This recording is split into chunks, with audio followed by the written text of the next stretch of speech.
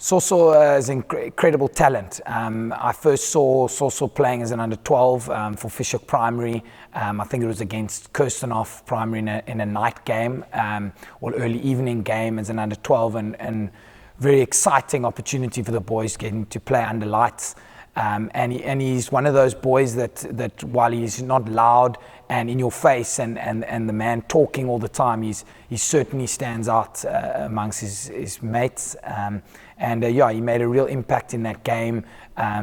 His work rate off the ball in the game and his energy on the field was something you could notice from the third row in the stands, never mind standing field side. So that was the first time I really got a look into Soso, and then obviously we tracked his performance and followed up and asked questions and got to know a little bit about him and his story thereafter. Wynberg Boys High School is a traditional boys-only school situated in Cape Town, and it's defined by its 4 pillars: academics, culture, service, and sport. And a school like Wynberg has endless opportunities for a boy like Soso. He can really diversify his skills and grow and develop as an all-round person while still pursuing his love for rugby and his potential opportunities that lie ahead in his sporting career. At Wynberg, we always talk about 3 main areas that differentiate us from those around us. Firstly would be our diversity. Wynberg's environment is incredibly diverse.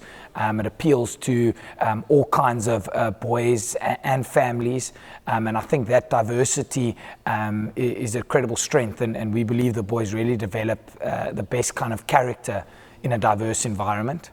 I think the second of 3 key areas or differentiating factors would be our use of technology. In the classroom and in the school.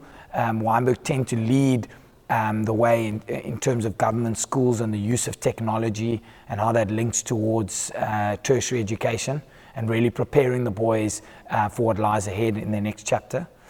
And then thirdly would probably be our pastoral care, so the way we look after each individual boy and place a huge amount of importance on his own well-being as opposed to treating him like one of a grade of 180 or a school of 900. So I think those are sort of the three areas that really give us an edge in what is an incredibly competitive schooling environment.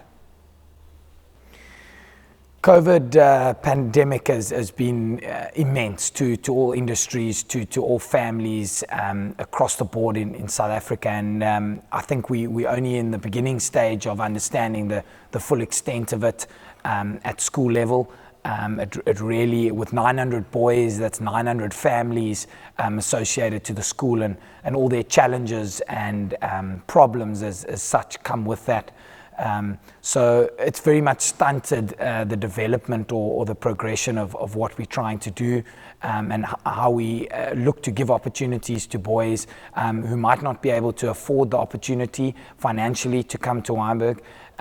We've developed a great program which we're very proud of, which creates those opportunities for boys and tracks them and helps mentor them into their next chapter, which would be their university time and a potential playing career in their chosen sport.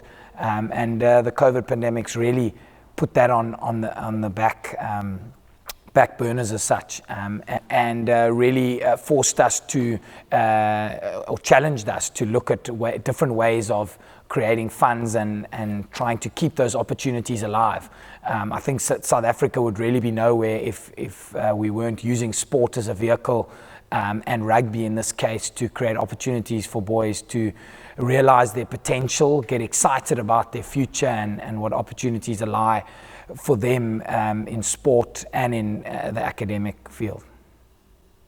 We believe that sport really unites a country, and specifically rugby in this case, and for Soso, it's a real opportunity for him to develop and grow as a person and realize the opportunities that are there for him going forward.